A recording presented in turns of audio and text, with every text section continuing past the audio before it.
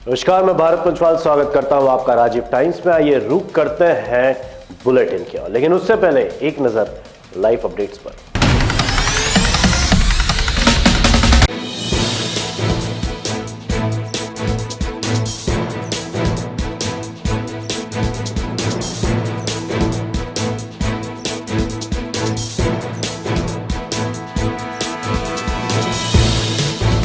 और अब खबरें विस्तार से।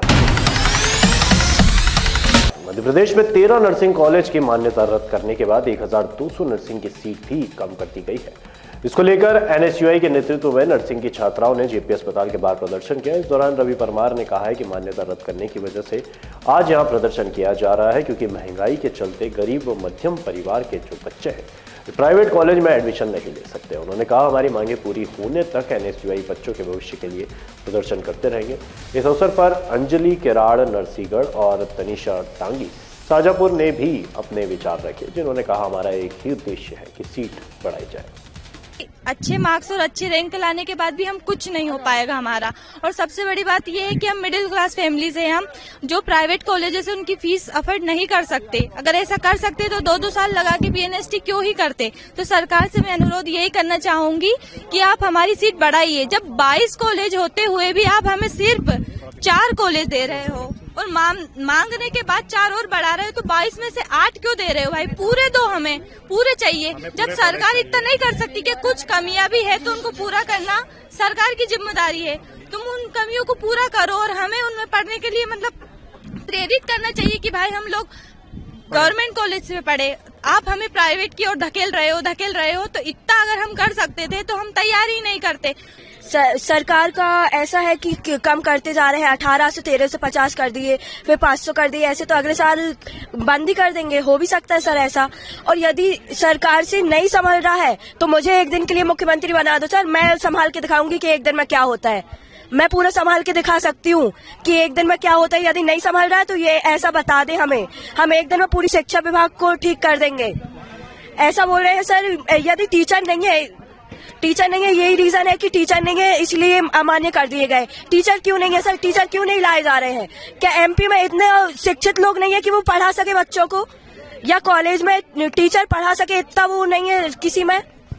और जो पिछले साल टीचर थे वो कहाँ गए? वो क्या सब रिटायर हो गए सर? देखिए, मध्य प्रदेश में 13 सरकारी नर्सिंग कॉलेजों को मान्यता नहीं मिली और इन कॉलेजों को मान्यता नहीं मिलने से मध्य प्रदेश में नर्सिंग कॉलेजों की जो सरकारी कॉलेजों की सीटें वो 1200 सीटें कम हो गई हैं। आज उसी को लेकर यहाँ प्रदर्शन है कि जो गरीब परिवार के बच्चे हैं, जो मध्यम वर्गीय परिवार के बच्चे हैं, वो प्राइवेट कॉलेजों में एडमिशन नहीं ले सकते क्योंकि प्राइवेट कॉलेज 4 से 5 गुना मोटी फीस पर एडमिशन देता है। आज इसको लेकर यहाँ प्रदर्शन है और हम सरकार को 4 से 5 महीने से चेता रहे थे कि इन कॉलेजों में कमियाँ, इन कॉलेजों को तत्काल इन कॉलेजों की कमियों को दूर कर इनको मान्यता दी जाए, लेकिन सरकार ने वो कमियां पूरी नहीं की। कमियां पूरी करने की बजाय कॉलेजों को बंद कर दिया गया।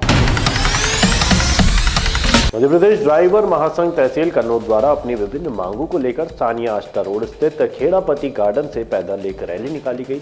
रैली नगर के आष्टा रोड बाईपास, नगर परिषद चौराहा, गणेश चौक, बड़ी हवेली मुख्य मार्ग से होते हुए एसडीएम कार्यालय पहुंची। ड्राइवर महासंघ ने अपनी समस्याओं को लेकर कलेक्टर के नाम ज्ञापन नायब तहसीलदार राकेश यादव को सौंपा। ज्ञापन में ड्राइवरों के साथ हो रही मारपीट और लूटपाट की घटनाओं पर सुरक्षा बलों को मजबूत करने की मांग की गई है।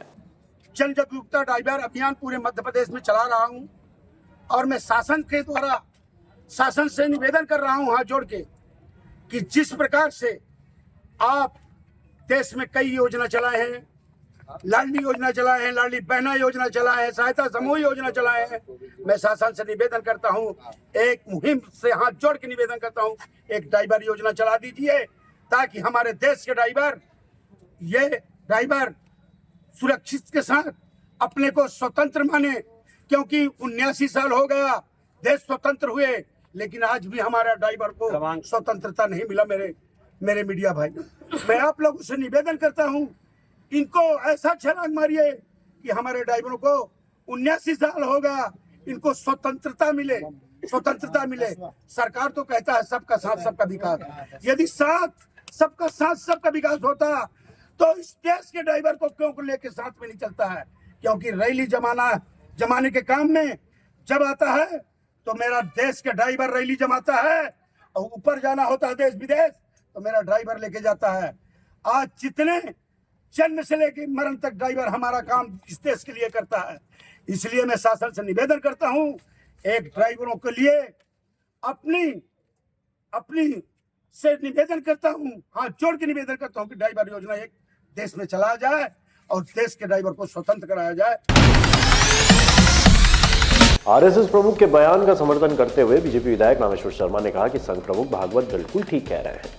पाकिस्तान भी हमारा ही है। 1947 में राजनीतिक बंटवारे के चलते पाकिस्तान हमसे अलग हुआ है।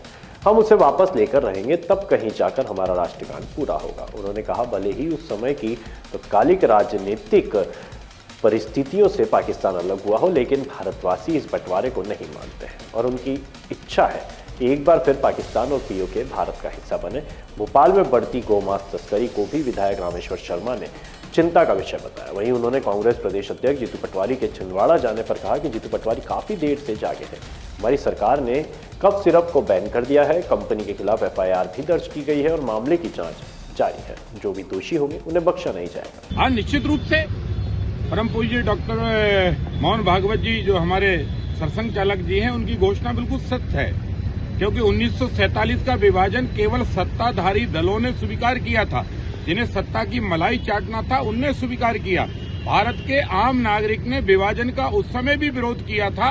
आज भी भारत का आम नागरिक विभाजन का विरोध कर रहा है और कश्मीर से लेकर जो पाक अधिकृत कश्मीर है उसको भी भारत में मिलना चाहिए, लाहौर कराची को भी भारत में मिलना चाहिए। हमारा हिस्सा है। जहां शहीद पैदा हुए हैं, जहां भगत सिंह पैदा हुए हैं, जहां पर हेमू कालानी पैदा हुए हैं, जहां पर हजारों की तादाद में देशभक्त क्रांतिकारी पैदा हुए हैं, इनने बलिदान दिया है, देश की आजादी के लिए लड़े हैं, वो भूमि आज पाकिस्तान के अंदर है और पाकिस्तान के अंदर वो भूमि है वो आतंकवादियों का अड्डा बनते जा रही है। और इसलिए भारत को आज नहीं तो कल भारत पाक के बीच की रेखा खत्म करनी होगी और इस्लामाबाद की धरती पर तिरंगा फहराकर भारत माता की आरती गानी होगी। मैं उन समाज सेवियों के बीच आया हूं जिन्होंने अपने गांव के लोगों को तकलीफ से बचाने के लिए स्वयं आमरण अनशन के रूप में आंदोलन शुरू किया है। आज 17वां दिन है। मैं उनकी लग्न व समर्पण को सलाम करता हूं। ये बात राज्यसभा सांसद व पूर्व मुख्यमंत्री दिग्विजय सिंह ने रविवार को ग्राम कलवार में कही। वे इंदौर बुधनी रेल लाइन परियोजना में उपजाऊ भूमि अधिग्रहण के विरोध में किसानों द्वारा किए जा रहे आमरण अनशन आंदोलन को संबोधित कर रहे थे। सिंह ने कहा कि मैं आज इस अवसर पर इस पूरी समस्या को समझने के लिए आया हूं और समझाने का प्रयास किया है। इस दौरान उन्होंने रेल विभाग के रिटायर्ड इंजीनियर से मिलकर इस प्रोजेक्ट को लेकर चर्चा करने की बात भी कही। मैं आज इस अवसर पर इस पूरी समस्या को समझने के लिए आया और समझने का मैंने प्रयास किया है। एक बात समझ में नहीं आई कि 16 किलोमीटर की दूरी में खर्चा आ रहा है 330 करोड़। अगर हम लोगों की बात मान ले तो 2.8 किलोमीटर रूट बढ़ता है, अलाइनमेंट बढ़ता है, लेकिन उसका खर्च पड़ जाता है 1833 करोड़ रुपए ज्यादा आता है। ये बात भाई समझ में मेरे तो नहीं आई। थोड़ी बहुत इंजीनियरिंग मैंने भी पास की है, लेकिन ये बात समझ में नहीं आती कि 16 किलोमीटर का खर्चा आ रहा है रेलवे की लाइन और दोनों स्टेशन बनाने के लिए 330 करोड़, और अगर हमारी ये बात मान ले तो केवल 2.8 किलोमीटर ट्रैक बढ़ेगा। उसकी कीमत हो जाती है 2163 करोड़, यानी कि 1833 करोड़ रुपए ज्यादा उसमें लग रहे हैं। ये मेरे समझ में नहीं आ रही बात। इस पर मैं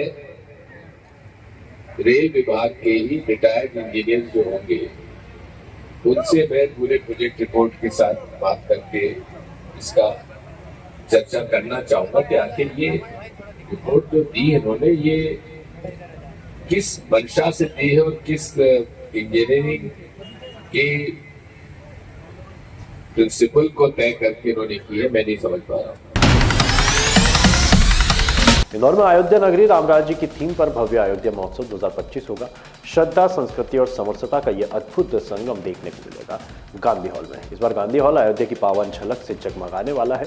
यह आयोजन अयोध्या महोत्सव फाउंडेशन द्वारा 11 और 12 अक्टूबर को होने जा रहा है। फाउंडेशन का कहना है कि यह महोत्सव भारतीय संस्कृति और मर्यादा पुरुषोत्तम श्री राम के आदर्शों को जन जन तक पहुंचाने का एक भव्य प्रयास है।